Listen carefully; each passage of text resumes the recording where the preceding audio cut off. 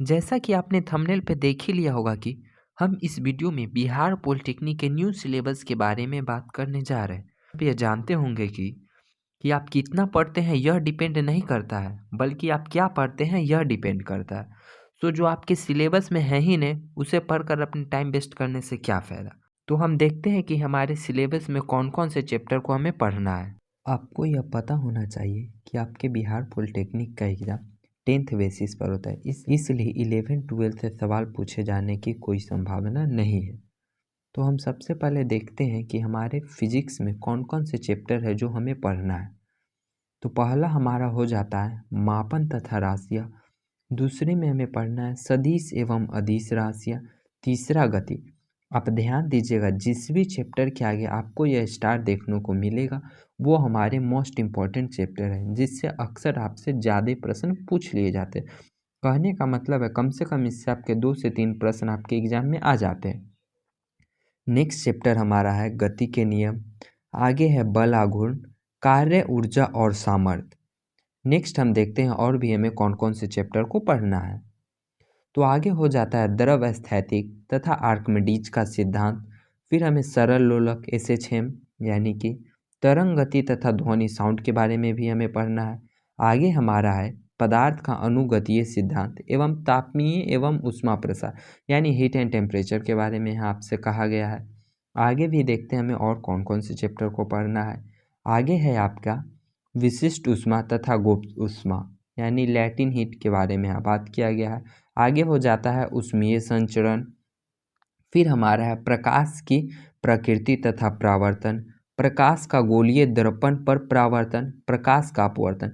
ये सब आपके एकदम लाइट चैप्टर में ही कंप्लीट हो जाएंगे। जब मैं आपको अपने सिलेबस कंप्लीट कराऊंगा तो आप देख लीजिएगा, ये सब अलग अलग लिखा गया है, लेकिन आपको उतना पैनिक नहीं होना है, ये सब लाइट में ही कंप्लीट हो जाएंगे। आगे हमें पढ़ना है विद्युत धारा, विभव तथा विद्युत सेल। फिर है ओम का नियम एवं विशिष्ट प्रतिरोध, यानी कि यह सब हमारे इलेक्ट्रिसिटी में ही कंप्लीट हो जाएंगे। फिजिक्स में इतने ही चैप्टर थे जिसे आपको पढ़ना था। अब हम आगे देखते हैं कि हमें केमिस्ट्री में कौन कौन से चैप्टर को पढ़ना है। यदि आप इन सभी सिलेबस का PDF चाहते हैं तो डिस्क्रिप्शन में जाएं, वहाँ पे आपको हमारे टेलीग्राम चैनल का लिंक मिलेगा और आप वहाँ पे ज्वाइन हो जाए और वहाँ से आप PDF को डाउनलोड कर सकते हैं। तो चलिए हम देखते हैं केमिस्ट्री में कौन कौन से हमें चैप्टर पढ़ने हैं। अगर अभी तक आपने हमारे चैनल को सब्सक्राइब नहीं किया तो चैनल को सब्सक्राइब जरूर कर लें, क्योंकि यह सभी सिलेबस आपको बिल्कुल फ्री में हमारे यूट्यूब चैनल पे कराई जाएगी। और कल हम आपको इस बिहार पॉलिटेक्निक के एग्ज़ाम को क्रैक करने के लिए 5 इम्पोर्टेंट टिप्स को बताने जा रहे हैं, जिसे आप ज़रूर देखिएगा, जो कि टॉपरों के द्वारा फॉलो की जाती है। तो चलिए अब हम देखते हैं केमिस्ट्री में हमें कौन कौन से चैप्टर को पढ़ना है। तो केमिस्ट्री में हमें पहले पढ़ना है विज्ञान एवं रसायन, द्रव तथा विलयन। तीसरा हमारा है रासायनिक संयोग के नियम तथा ऑक्सीकरण अपचयन।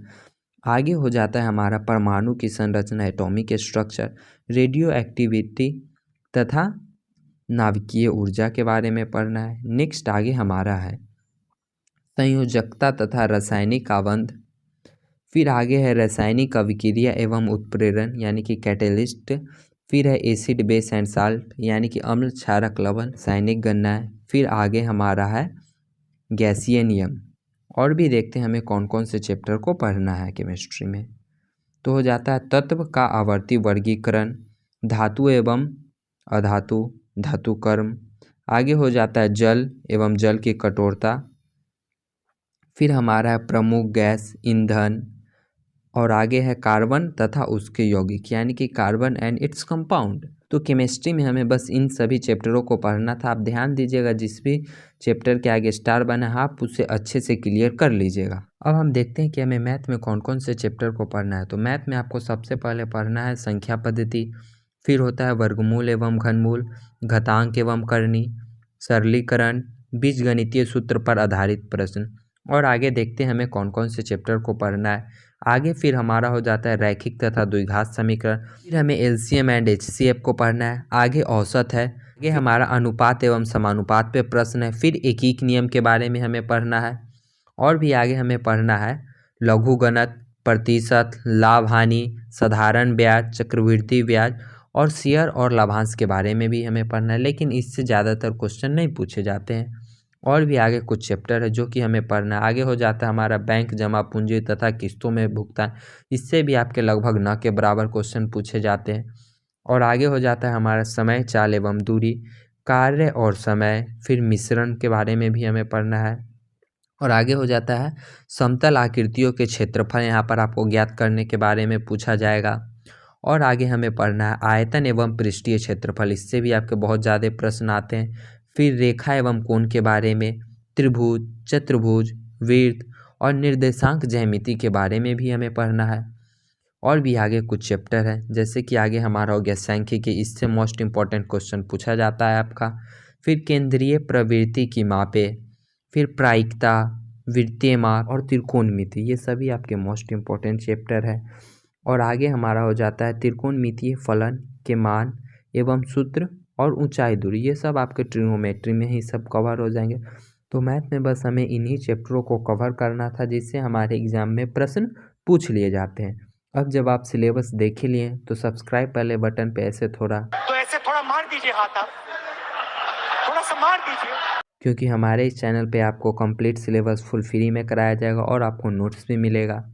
हमारे साथ बने रहने के लिए आपका बहुत बहुत धन्यवाद। वीडियो पसंद आया तो चैनल को सब्सक्राइब भी ज़रूर करें और वीडियो को अपने दोस्तों के साथ शेयर करें और टेलीग्राम चैनल को ज़रूर से ज़रूर ज्वाइन करें। लिंक आपको डिस्क्रिप्शन बॉक्स में मिलेगी।